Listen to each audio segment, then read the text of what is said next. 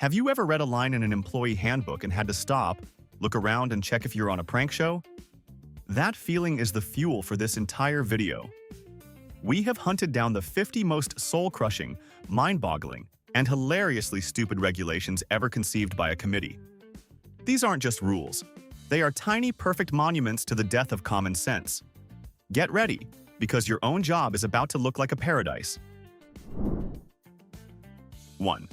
Some companies implement a 6-minute bathroom break limit. Yes, you heard that correctly. 6 minutes, timed by a supervisor or an electronic system. It's a bizarre policy that treats a basic human function like a subscription service where you only get the free trial version. Anything over the limit is deducted from your pay. This transforms the simple act of going to the restroom into a high-stakes game show of personal biology, where the grand prize is not having your paycheck garnished because you had too much water this morning.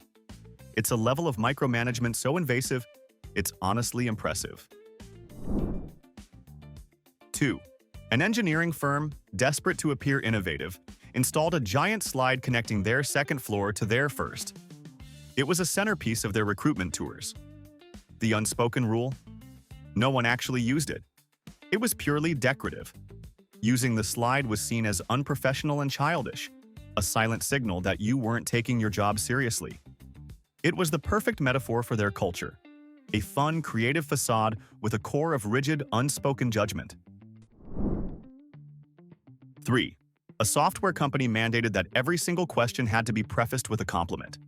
You couldn't just ask if the server was down. You had to say something like, "Hey John, great shirt. By the way, is the server down?" This created a compliment arms race, with people praising each other's typing speed just to get a simple answer. The policy got so awkward that many employees simply stopped communicating altogether. It didn't build a positive culture, it built a beautifully silent one. 4.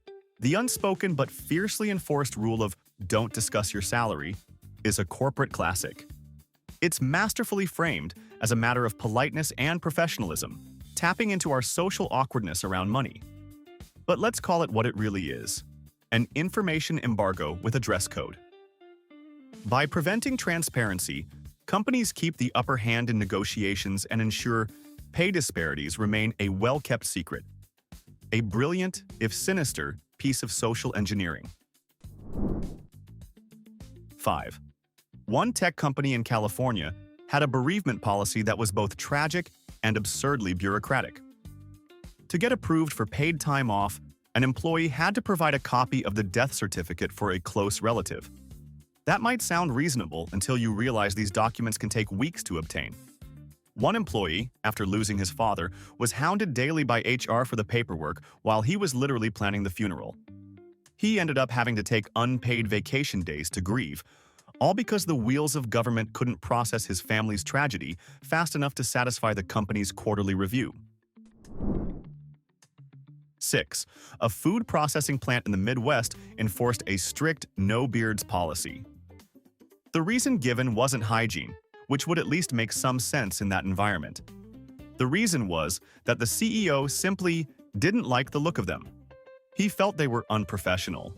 And just like that, dozens of grown men had their facial hair treated like a key performance indicator, graded solely by one man's personal aesthetic preference, all while they were busy packaging sausages. 7.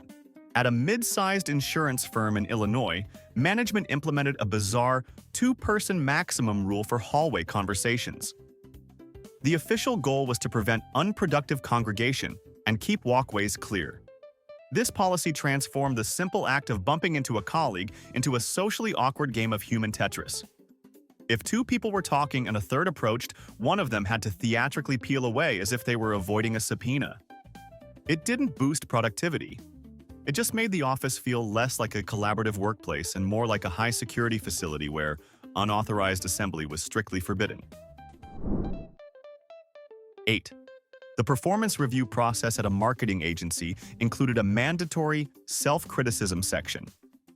You were required to list 3 personal weaknesses or failures from the past year. This wasn't a constructive exercise, it was a trap. Your honest answers would inevitably be used against you during salary negotiations or discussions about promotions. It was a brilliant piece of corporate judo, forcing employees to handcraft the very ammunition that would later be used to shoot them down. 9. A few years ago, a startup in Silicon Valley, in a fit of misguided wellness-inspired genius, banned all chairs from its office. All of them. The theory was that standing desks would boost energy and collaboration. The reality was a workforce of exhausted, aching people secretly plotting to build thrones out of discarded server boxes and having walking meetings that conveniently ended at the Starbucks next door. The company eventually brought the chairs back, pretending the whole thing was a revolutionary social experiment. 10. Mandatory fun. Two words that wage war on each other. Many companies require attendance at after-hours, team building, events, or weekend picnics. These aren't really parties. They're compulsory performances of enthusiasm under the watchful eye of management. They turn your precious free time into another metric you'll be judged on, all while you're forced to make awkward small talk with Brenda from accounting. Let's call it what it is, a hostage situation with cheap beer. 11. A design agency in New York mandated a mandatory color palette for employee attire. Workers were given a booklet of approved colors, mostly muted grays, blues, and beige, to ensure brand consistency.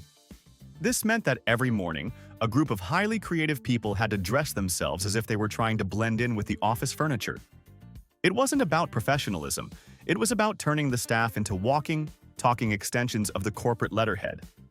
It didn't foster a sense of unity. It fostered a deep-seated resentment for the color beige. 12.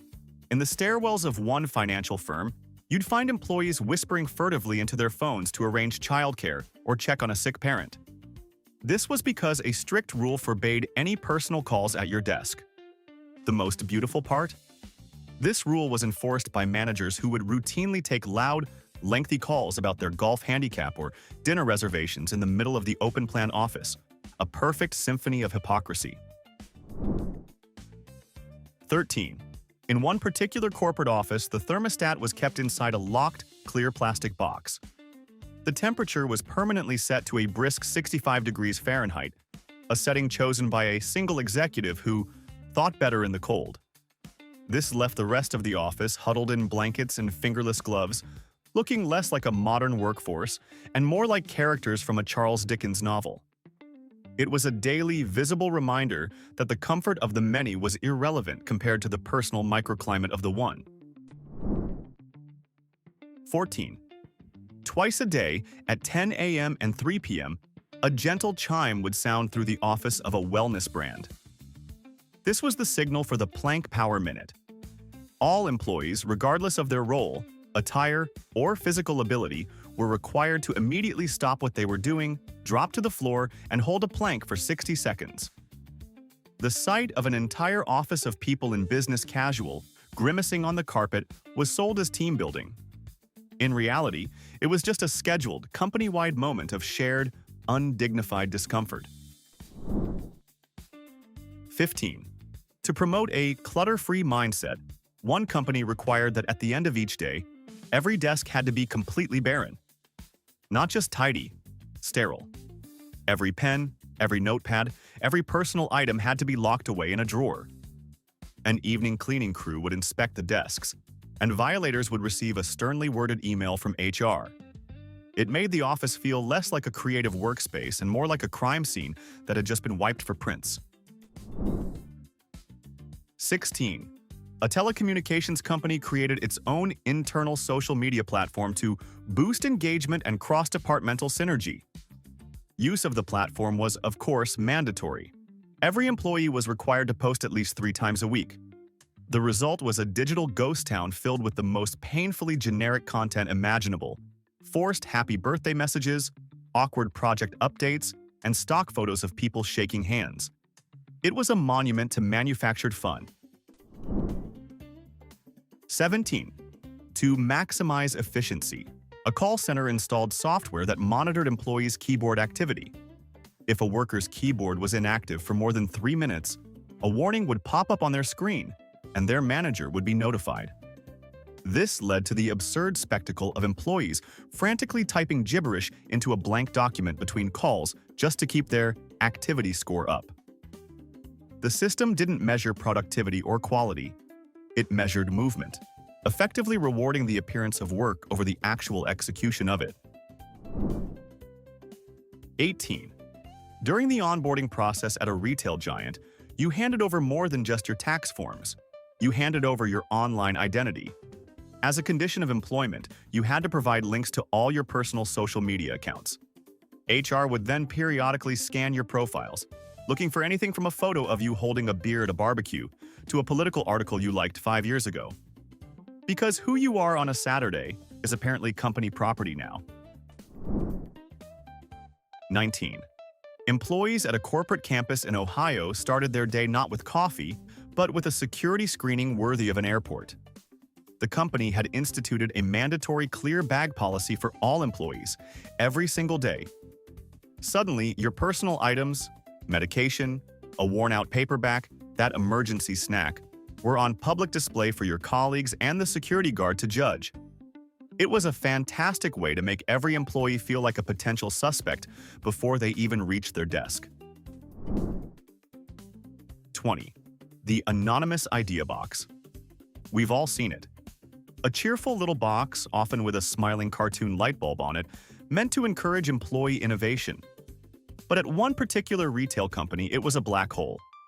Employees would submit thoughtful, well-reasoned ideas for improving processes, only to see them completely ignored. The box wasn't a tool for gathering feedback. It was a psychological pressure valve. Its sole purpose was to give people the illusion of being heard, without creating any actual obligation for management to listen. 21. A major financial institution enforced a strict, no visible tattoos policy. This wasn't just for client-facing roles. It applied to the data analysts and programmers locked away in the basement who hadn't seen direct sunlight, let alone a customer, in 3 years. The official reasoning was brand image, because apparently a tasteful butterfly on an accountant's ankle could trigger a run on the banks and collapse the entire global financial system. It's a policy from an era when the most rebellious thing in an office was a novelty tie.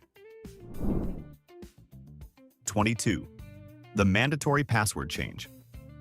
We all know it, but some companies turn it into a form of psychological torture. One IT department required employees to change their passwords every 30 days, and the new password couldn't be anything like the last 24 passwords. It also needed an uppercase letter, a lowercase letter, a number, a symbol, and the current phase of the moon. The result? Every single employee had their password written on a sticky note hidden under their keyboard, single-handedly defeating the entire purpose of the policy. At what point does a security policy become its own biggest threat? 23. At a health insurance company, a self-appointed wellness committee conducted weekly refrigerator raids. This wasn't just to toss old food, it was a nutritional shakedown. A can of soda would get a sticky note with a frowny face. A slice of leftover pizza might get a pamphlet on heart disease placed ominously on top of it. This didn't encourage healthy choices. It just created a sophisticated black market for snacks hidden in desk drawers, all thanks to a nutritional police state run by Brenda from accounting. 24. The FaceTime rule.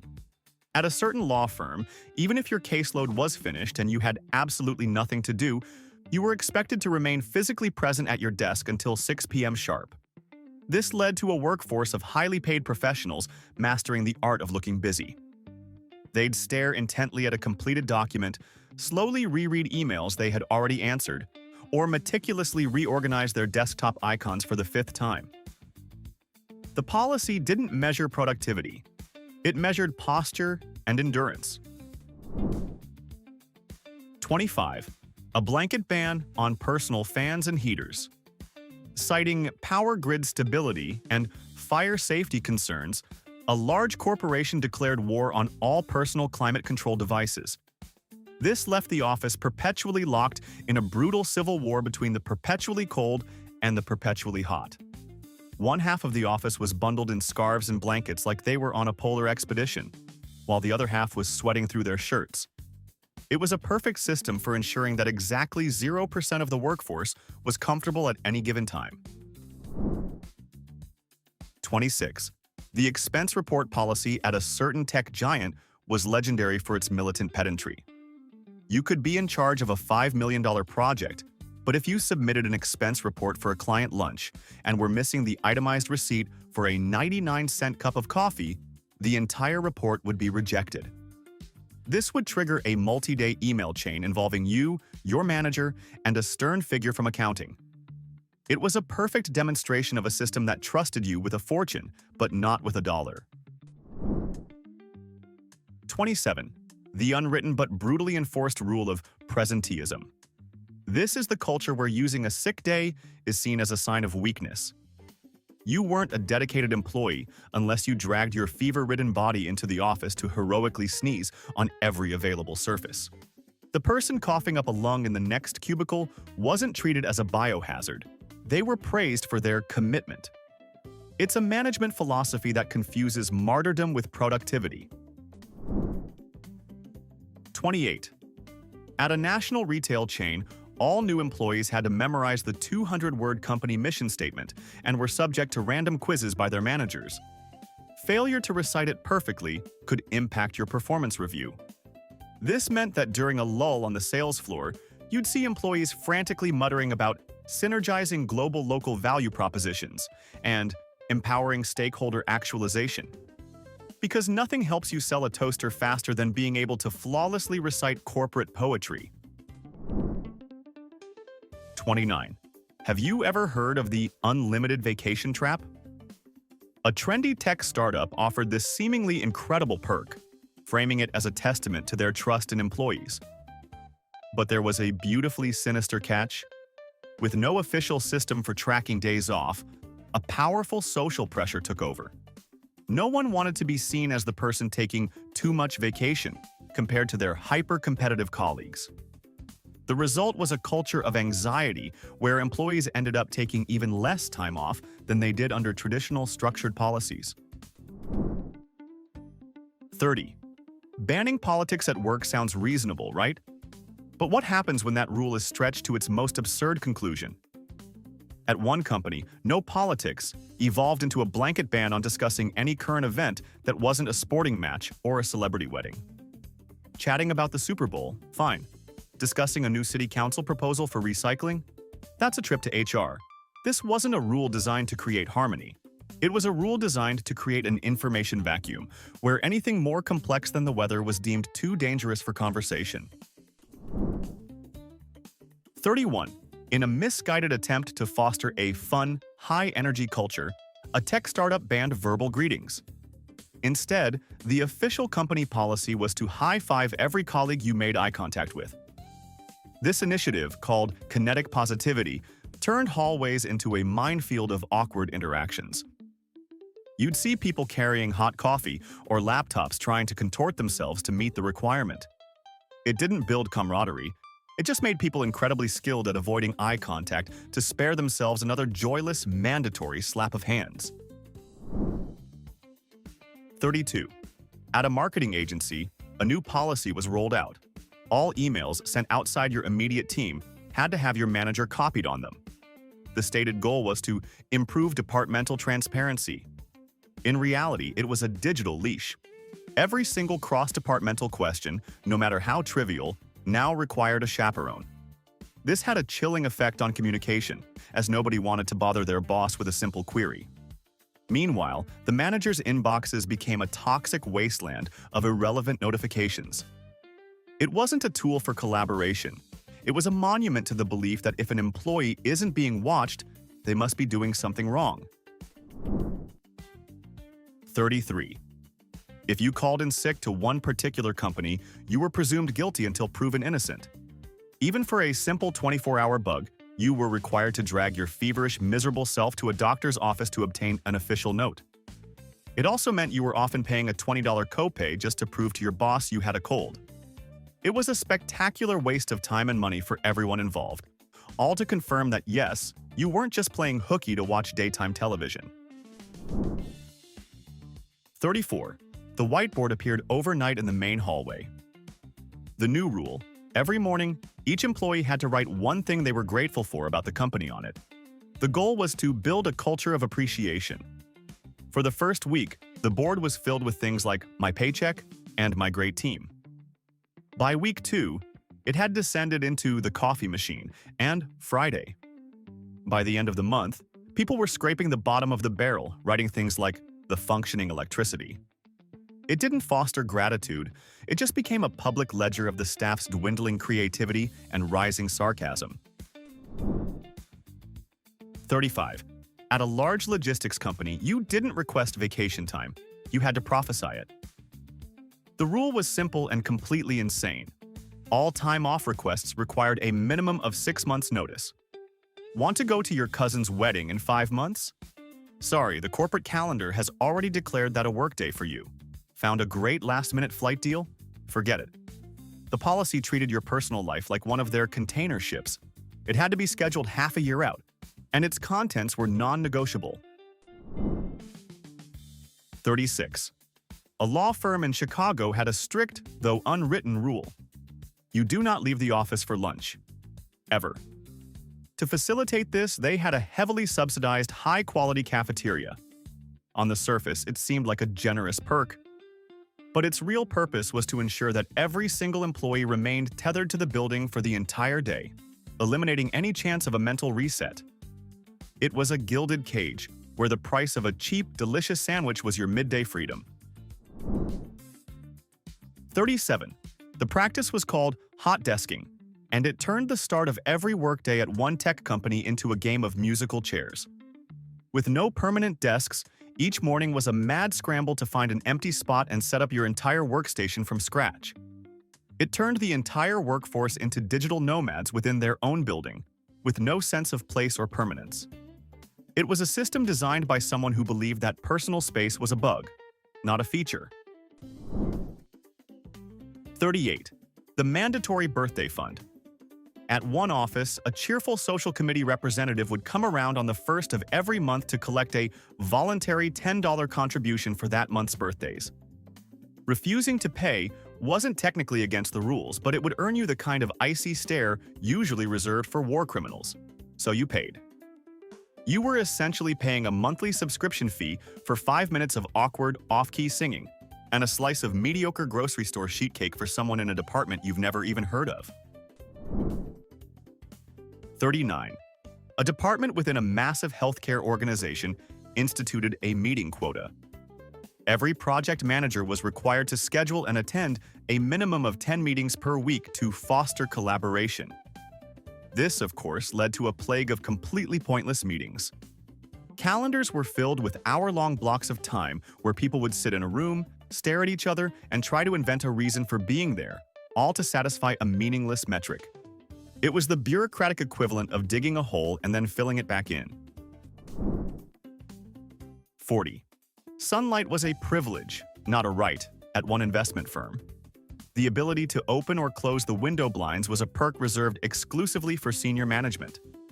This created the bizarre situation where, on a beautiful, sunny day, an entire department could be forced to work in artificial twilight because a single executive preferred the ambiance for their nap.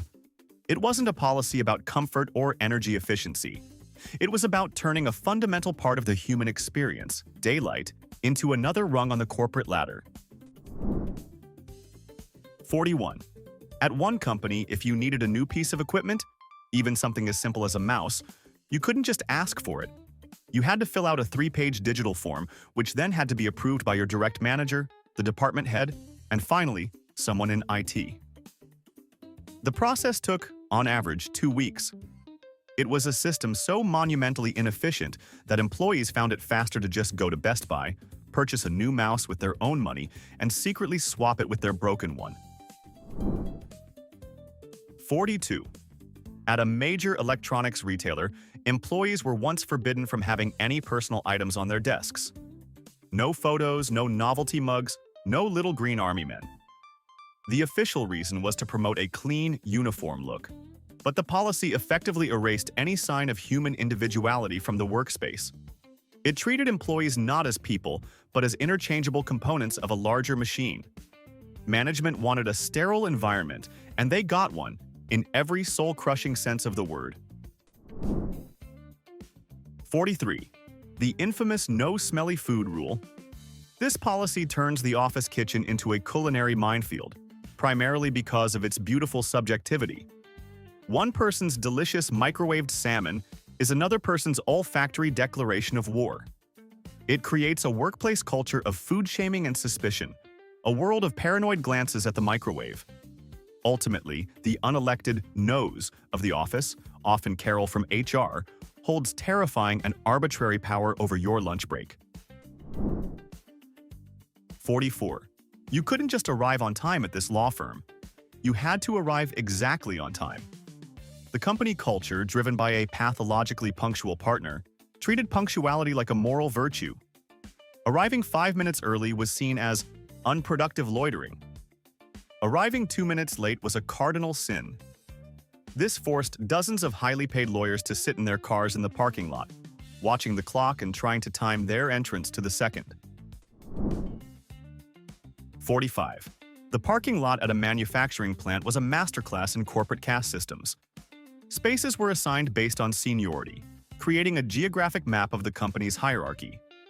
Executives parked in a covered garage right next to the entrance. Senior managers got the prime spots in the front lot. The vast majority of the workforce? They were relegated to a distant sun-blasted gravel pit, a 10-minute walk from the building. Before you even clocked in, you were reminded of your exact place in the food chain. 46. In one of the most passive-aggressive moves in corporate history, a manager unhappy with his team's performance didn't confront them. Instead, he simply removed the coffee machine from the break room. There was no announcement, no explanation.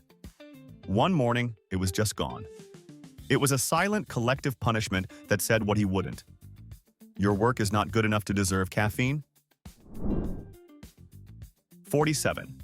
Your computer desktop is the one tiny patch of digital real estate you can call your own, unless you worked at this data analytics firm.